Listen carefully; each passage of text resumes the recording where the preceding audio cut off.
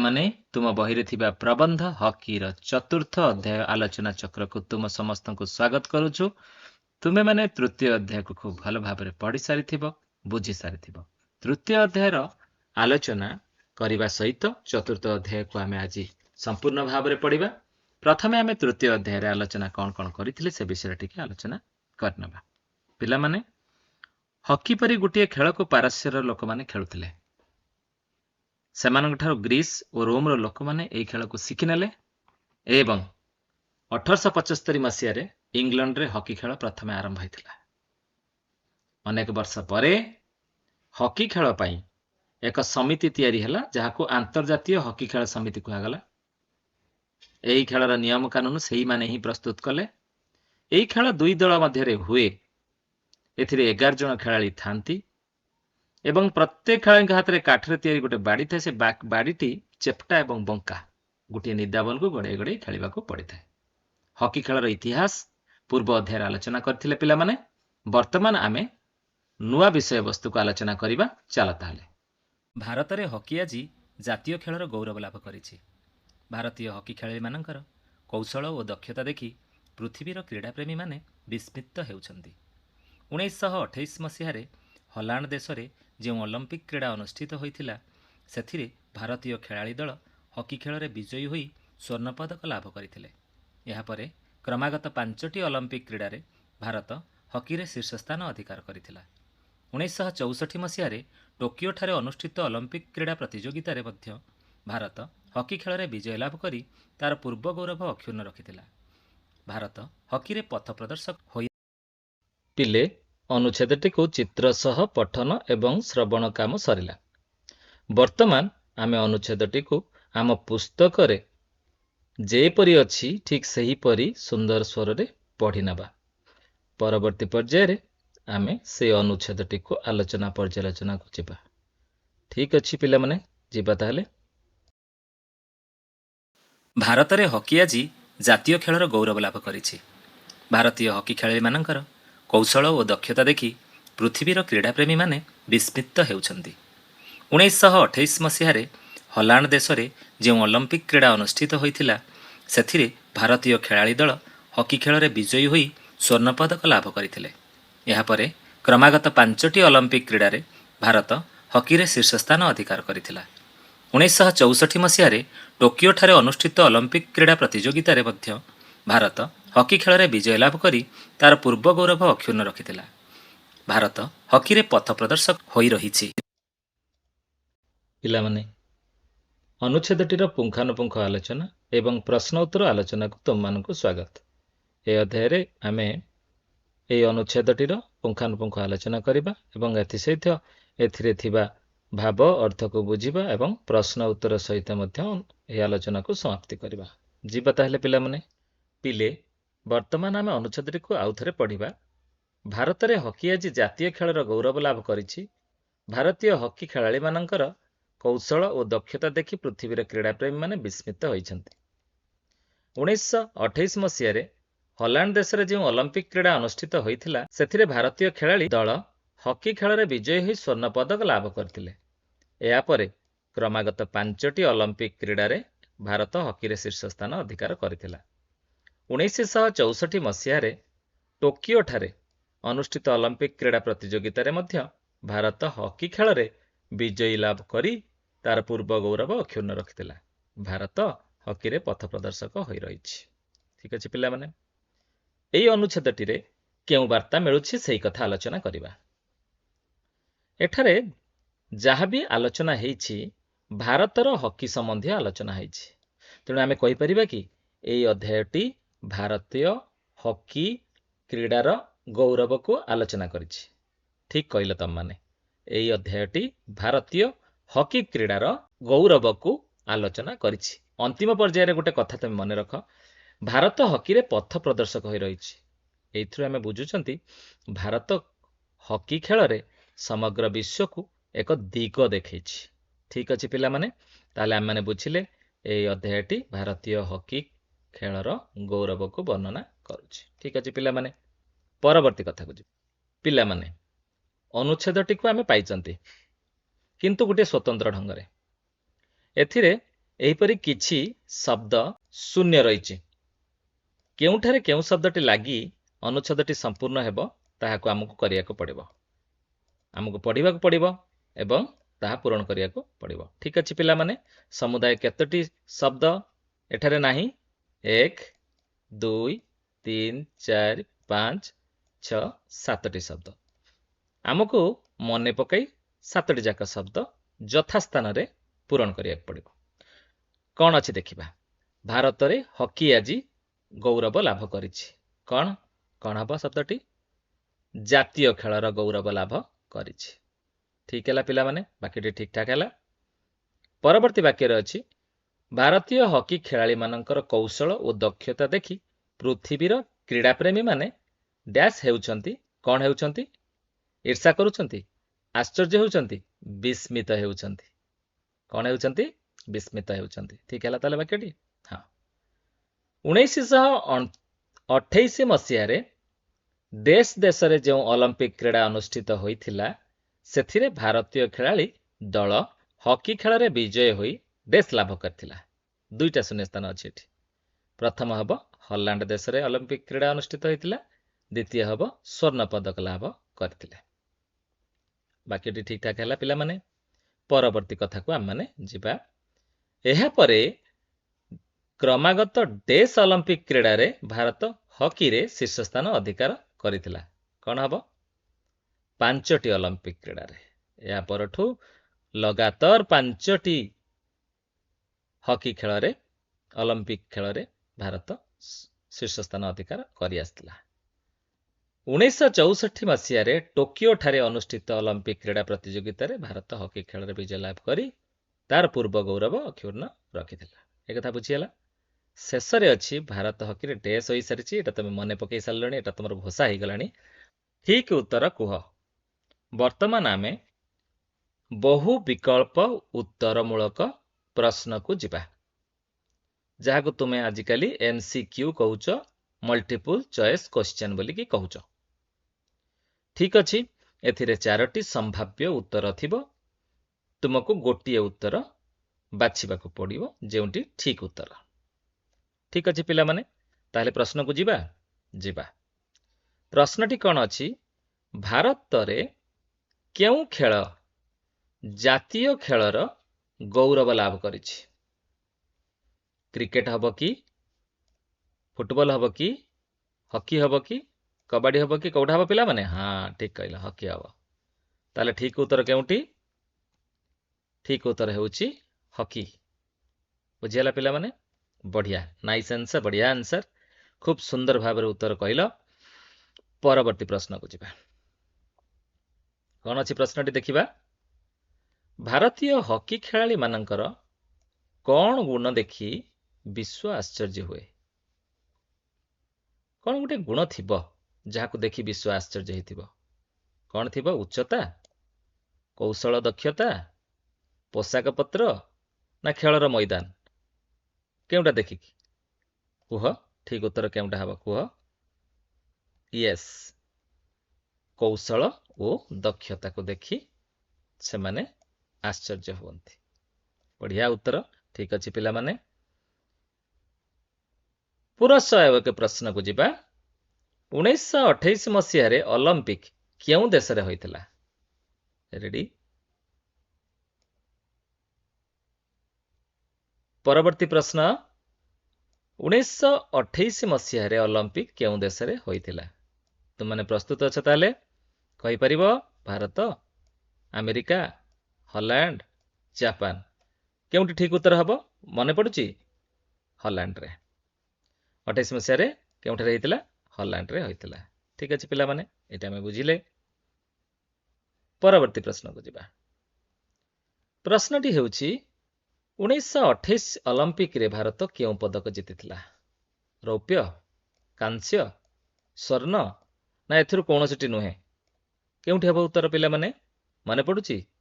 Yes, ଠିକ୍ କହିଲ, ସ୍ୱର୍ଣ୍ଣ ପଦକ ଜିତିଥିଲା। ପରବର୍ତ୍ତୀ ପ୍ରଶ୍ନକୁ ଯିବା। ତୁମମାନଙ୍କୁ ଧନ୍ୟବାଦ, ବଢିଆ ଉତ୍ତର। ଠିକ୍ ଅଛି ପିଲାମାନେ।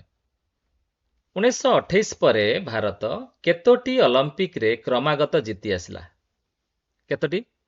ହଁ, ଏଇଟା ତମର ମନେ ପଡିଯାଇଛି। 3, 4, 5, 6। ଠିକ ଠିକ ଉତ୍ତର 5ଟିରେ। ପରବର୍ତ୍ତୀ ପ୍ରଶ୍ନକୁ ଯିବା ପିଲେ। 1964 ମସିହାରେ ଅଲମ୍ପିକ କେଉଁଠି ହୋଇଥିଲା? କହିପାରିବ କେଉଁଠି ହୋଇଥିଲା? London, Tokyo, Delhi, Paris. କେଉଁଠି ହେଇଥିଲା କୁହ? ଟୋକିଓରେ। ବଢିଆ ଉତ୍ତର। ଠିକ ଅଛି ପିଲାମାନେ, 7 ନମ୍ବର ପ୍ରଶ୍ନକୁ ଯିବା। 7 ନମ୍ବର ପ୍ରଶ୍ନଟି କଣ ଅଛି ଦେଖିବା। 1964 ଅଲମ୍ପିକରେ ଭାରତ କେଉଁ ଖେଳରେ ସ୍ୱର୍ଣ୍ଣ ପଦକ ବିଜୟୀ ହୋଇଥିଲା? କେଉଁ ଖେଳରେ? ହକି ଖେଳରେ। ହକି ଖେଳରେ ସ୍ୱର୍ଣ୍ଣ ବିଜୟୀ ହୋଇଥିଲା। ଠିକ ଅଛି ପିଲାମାନେ, ପରବର୍ତ୍ତୀ ପ୍ରଶ୍ନକୁ ଯିବା। ହକିରେ ଭାରତର ସ୍ଥିତି କେମିତି ଭାବରେ ରହିଛି ବର୍ତ୍ତମାନ ସୁଦ୍ଧା? କହିପାରିବ? ପଛୁଆ ଅଛି, ଦୁର୍ବଳ ଅଛି, ପଥ ପ୍ରଦର୍ଶକ ଅଛି, ନା ଅନୁସରଣକାରୀ ଭାବରେ ରହିଛି? ପଥ ପ୍ରଦର୍ଶକ ଠିକ ଉତ୍ତର। ବହୁତ ବଢିଆ, ଧନ୍ୟବାଦ ତମମାନଙ୍କୁ। ପଥ ପ୍ରଦର୍ଶକ ଭାବରେ ରହିଛି। ପରବର୍ତ୍ତୀ ପ୍ରଶ୍ନକୁ ଯିବା। କ୍ରମାଗତ ଶବ୍ଦର ଅର୍ଥ କଣ? କ୍ରମାଗତ କହିଲେ ଆମେ କଣ ବୁଝୁ? ବିଚ୍ଛିନ୍ନ ହେଇଯିବା, ଲଗାତାର, ଅଳ୍ପ, ନା ବିଳମ୍ବିତ? ଠିକ ଉତ୍ତର ହେଉଛି ଲଗାତାର, କ୍ରମାଗତ। 5ଟି ସ୍ୱର୍ଣ୍ଣ ପଦକ ଲାଭ କରିଥିଲା ଭାରତ, ସେଇ କଥା ଏଠି କୁହାଯାଇଛି, ଲଗାତାର। ବହୁତ ବହୁତ ଧନ୍ୟବାଦ। 10 ନମ୍ବର ପ୍ରଶ୍ନ। ଭାରତୀୟ ହକିର ଗୌରବ କିପରି ରହିଛି? କିପରି ଗୌରବ ରହିଛି? ସେ ଗୌରବ କମିଯାଇଛି, ଅକ୍ଷୁଣ୍ଣ ରହିଛି, ହରାଇଛି, ନା ଅନିଶ୍ଚିତ ଭିତରେ ରହିଛି? କହିଲେ ଠିକ ଉତ୍ତର କଣ ହବ?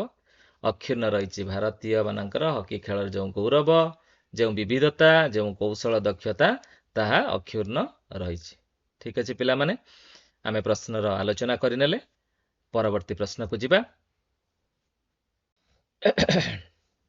ପିଲାମାନେ, ପ୍ରଶ୍ନ ପଢି ଉତ୍ତର କହିବା।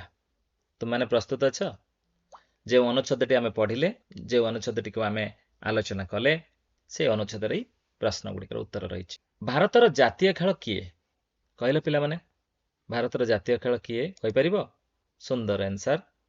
ଏଇଟା ସୁନ୍ଦର କଥାଟିଏ ମଧ୍ୟ, ଆମ ପାଇଁ ଗର୍ବର ବିଷୟ। ହକି, ଭାରତ ଜାତୀୟ ଖେଳ ହକି।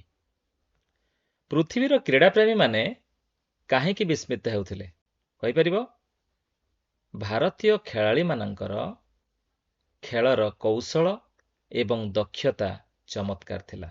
ଏହାକୁ ଦେଖି ସମସ୍ତ କ୍ରୀଡ଼ାପ୍ରେମୀ ଆଶ୍ଚର୍ଯ୍ୟ ପ୍ରକଟ କରୁଥିଲେ ମଧ୍ୟ।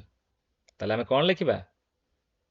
ଭାରତୀୟମାନଙ୍କର ହକି ଖେଳର ଦକ୍ଷତା ଏବଂ କୌଶଳକୁ ଦେଖି ପୃଥିବୀର କ୍ରୀଡ଼ାପ୍ରେମୀ ବିସ୍ମିତ ହେଉଥିଲେ। ଏଇଟା ହେଉଛି ଆମେ ଲେଖିବା ଠିକ ଉତ୍ତର। ପିଲାମାନେ, ଭାରତ ପ୍ରଥମ ହକି ସ୍ୱର୍ଣ୍ଣ ପଦକ କେବେ ଓ କେଉଁଠାରେ ପାଇଥିଲା? ତମମାନଙ୍କର ମନେ ପଡୁଛି?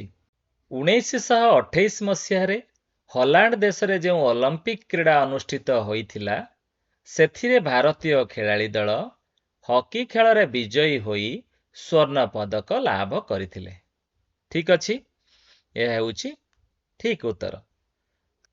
ପିଲାମାନେ, ପରବର୍ତ୍ତୀ ପ୍ରଶ୍ନ ହେଉଛି, ଭାରତକୁ କାହିଁକି ହକି ଖେଳର ପଥ ପ୍ରଦର୍ଶକ କୁହାଯାଏ?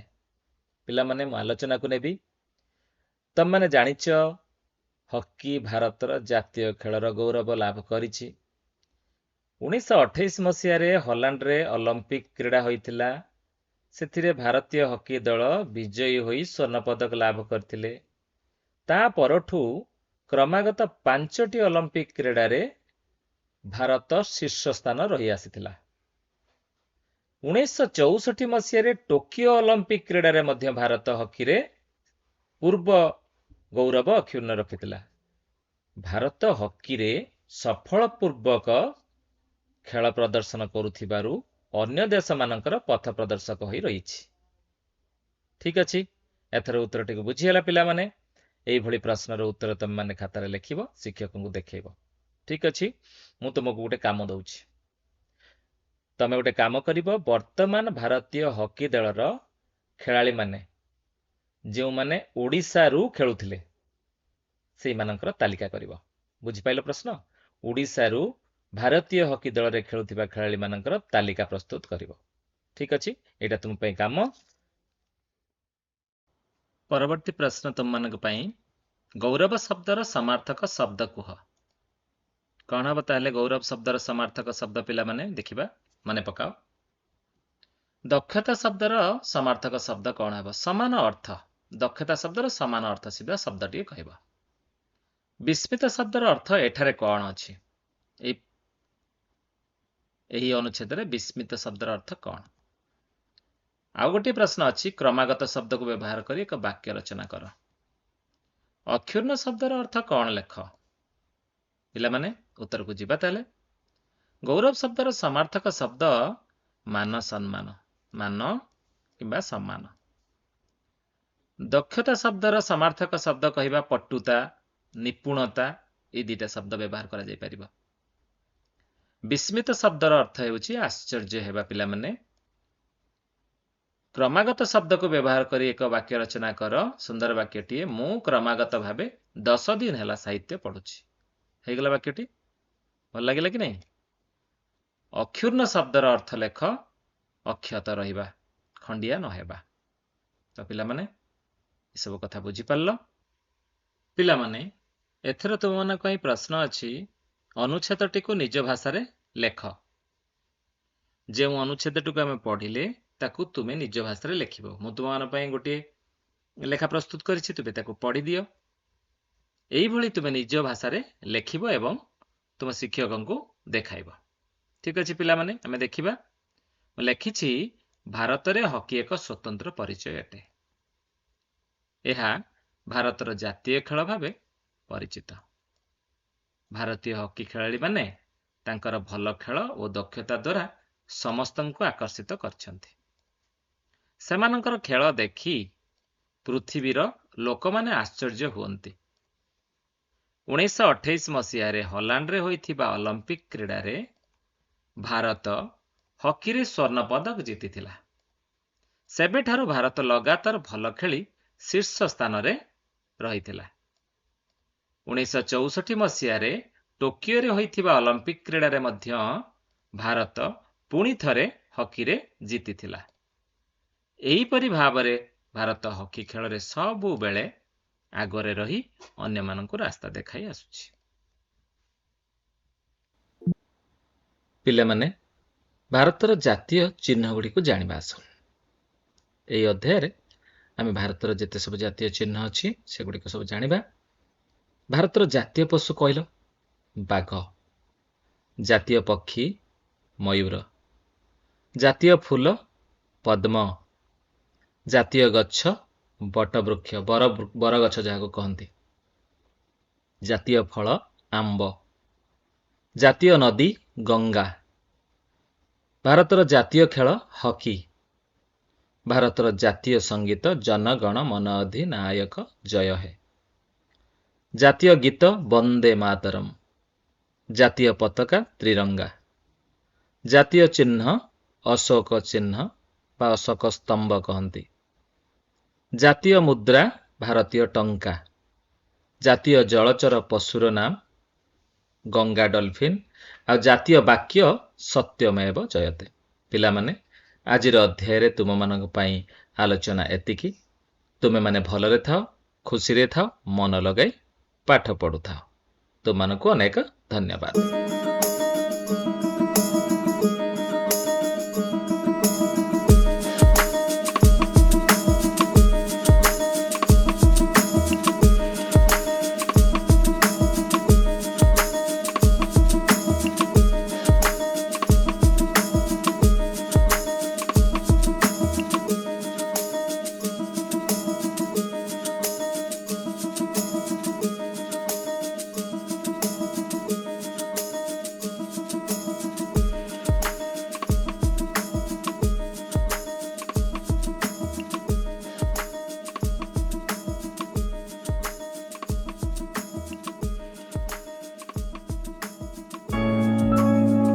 खुशी रे शिखिबा समस्तंकर अधिकार। नमस्कार।